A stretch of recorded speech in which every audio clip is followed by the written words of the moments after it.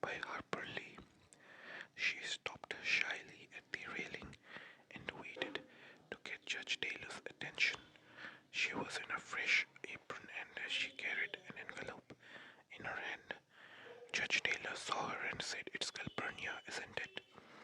"Yes, sir," she said. "Could I just pass this note to Mr. Finch, please, sir? It hasn't got anything to do with the trial."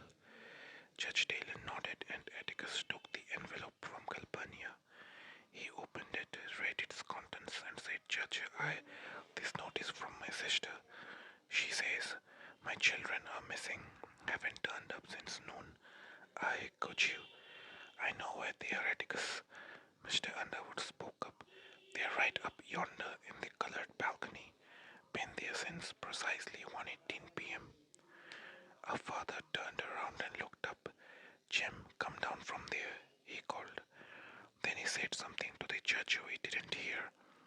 We climbed across a Reverend Sykes and made our way to the staircase. Atticus and Calpurnia met us downstairs. Calpurnia looked peeved, but Atticus looked exhausted. Jim was jumping in excitement. "We have won, haven't we?" "I have no idea," said Atticus shortly. "You have been all here afternoon.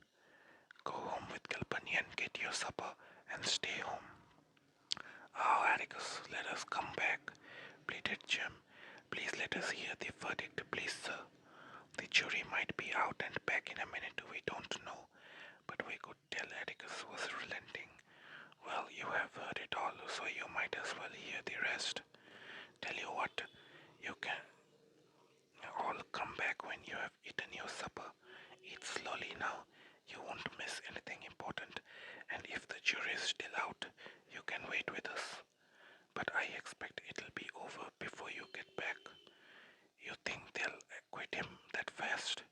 asked Jim. Atticus opened his mouth to answer, but shut it and left us. I prayed that Reverend Sykes would save our seats for us, but stopped praying when I remembered that people got up and left in droves when the jury was out tonight. They'd overrun the drugstore, the OK Cafe, and the hotel. That is, unless they had brought their suppers too. Calpurnia marched us home. "Skin every one of you alive. The very idea. You children listening to all that. Mr. Jem, don't you know?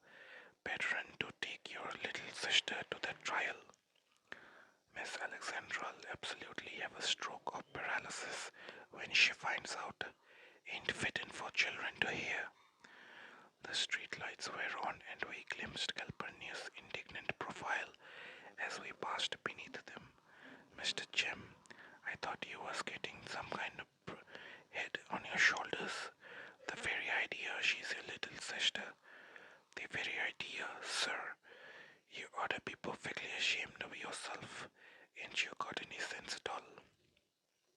I was exhilarated. So many things had happened so fast. I felt it would take years to sort them out. And now here was Calpurnia giving her precious gem down the country. What new marvels would be evening bring? Jim was chuckling. "Don't you want to hear about it, gal? Hush your mouth, sir. When you ought to be hanging your head in shame, you go along laughing." Calpurnia revived a series of rusty threats that moved Jim to little remorse, and as she sailed up the front steps with her classic, "If Mr. Finch don't wear you out, I will. Get in that house, sir." Jim went in grinning, and Calpurnia nodded tacit consent to having Dill into supper. "You all call Miss Rachel right now and tell her where you are," she told him. "She's run distracted looking for you. You watch out. She don't ship you back to Meridian first thing in the morning." Aunt Alexandra met us and nearly fainted when Calpurnia told her where we were. I guess it hurt her when we told her Atticus said we could go back. Because she didn't say a word during supper, she just rearranged food on her plate, looked looking at it sadly while Calpurnia served Jim, Dill and me with a vengeance. Calpurnia poured milk, dished out potato salad and ham, muttering, "Shamed of yourselves," in varying degrees of intensity. "Now you all eat slow," was her final command. Reverend Sykes had saved our places. We were surprised to find that we had been gone nearly an hour, and were equally surprised to find the courtroom exactly as we had left it, with minor changes. The jury box was empty. The defendant was gone.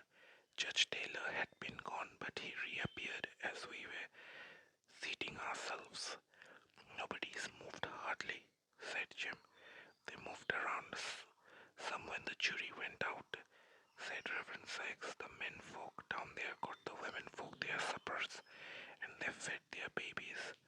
"How long have they been out?" asked Jim. "About 30 minutes. Mr. Finch and Mr. Gilmer did some more talking, and Judge Taylor charged the jury." "How was he?" asked Jim. "What say?" "Oh, he did right well. I ain't complaining one bit. He was mighty fair-minded.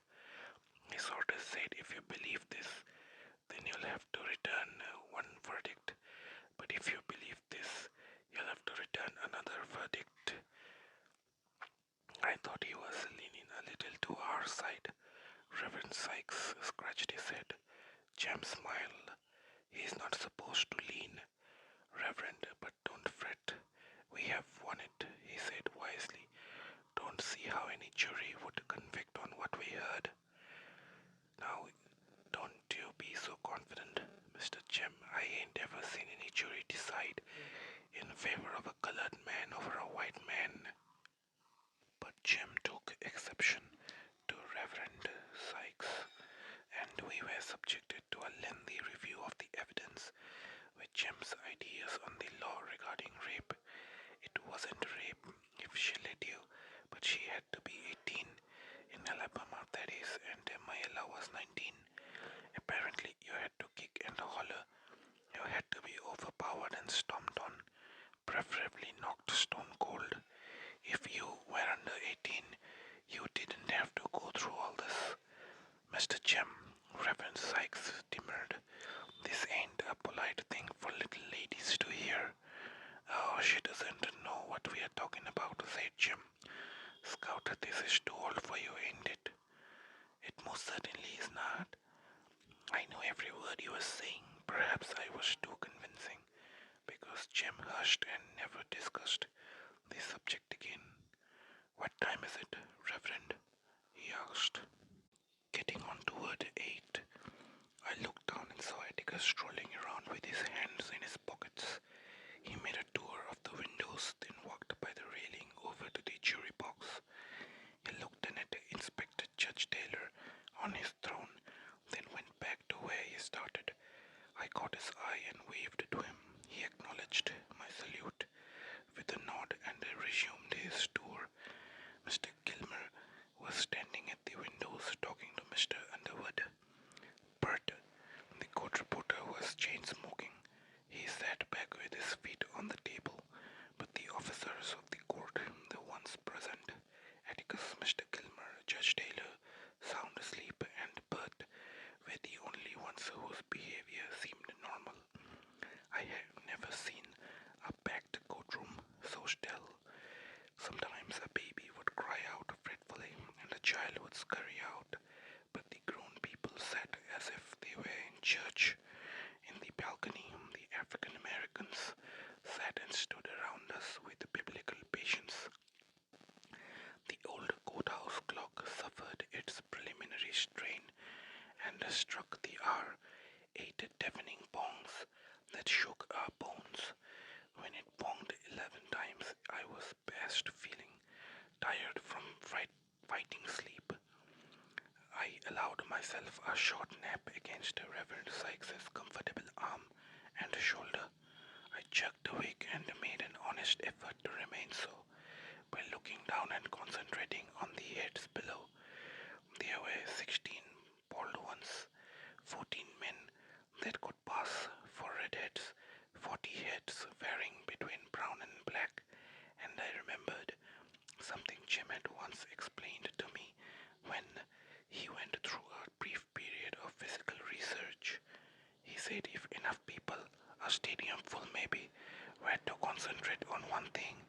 such as setting a tree afire in the woods, that the tree would ignite on its own accord. I toyed with the idea of asking everyone below to concentrate on setting Tom Robinson free, but thought if they were as tired as I, it wouldn't work. Till Joe was sound asleep, his head was on Jim's shoulder, and Jim was quiet. Ain't it a long time? I asked him. Sure as scout, he said happily. Well, from the way you put it, it'd just take 5 minutes. Jim raised his eyebrows. There are things you don't understand, he said, and I was too weary to argue. But I must have been reasonably awake, or I would not have received the impression that was creeping into me. It was not unlike one I had last winter, and I shivered. Though the night was hot, the feeling grew until the atmosphere in the courtroom was exactly the same as a cold February morning when the mockingbirds were still and the carpenters had stopped hammering on Miss Mowdy's new house, and every wood door in the neighborhood was shut as tight as the doors of the Radley place. A deserted, waiting, empty street, and the courtroom was packed with people. A steaming summer night was no different from a winter morning. Mr. Hicktate, who had entered the courtroom and was talking to Atticus, might have been wearing his high boots and lumber jacket. Atticus had stopped his tranquil journey and had put his foot onto the bottom rung of a chair as he listened to what Mr. Tate was saying. He ran his hand slowly up and down his thigh. I expected Mr. Tate to say in a minute, "Take him, Mr. Finch." But Mr. Tate said, "This court will come to order," in a voice that rang with authority, and the heads below us jerked up. Mr. Tate left the room and returned with Tom Robinson. He steered Tom to his place beside Atticus and stood there. Judge Taylor had roused himself to sudden alertness and was sitting up straight looking at the empty jury box. What happened after that had a dreamlike quality. In a dream I saw the jury return, moving like underwater swimmers, and Judge Taylor's voice came from far away and was tiny. I saw something only a lawyer's child could be expected to see, could be expected to watch for, and it was like watching Atticus walk into the street, raise a rifle to his shoulder, and pull the trigger, but watching all the time knowing that the gun was empty. A jury never looks at a defendant it has convicted, and when this jury came in, not one of them looked at Tom Robinson. The foreman handed a piece of paper to Mr. Tate, who handed it to the clerk, who handed it to the judge. I shut my eyes. Judge Taylor was polling the jury. Guilty, guilty, guilty, guilty. I peeked at Jim. His hands were white from gripping the balcony rail, and his shoulders jerked as if each guilty was a separate stab between them. Judge Taylor was saying something. His gavel was his fist, but he wasn't using it. Dimly, I saw Atticus pushing papers from the table into his briefcase. He snapped it shut, went to the court reporter and said something, nodded to Mr. Gilmer, and then went to Tom Robinson and whispered something to him. Atticus put his hand on Tom's shoulder as he whispered. Atticus took his coat off the back of his chair and pulled it over his shoulder. Then he left the courtroom, but not by his usual exit. He must have wanted to go home the short way, because he walked quickly down the middle aisle toward the south exit. I followed the top of his head as he made his way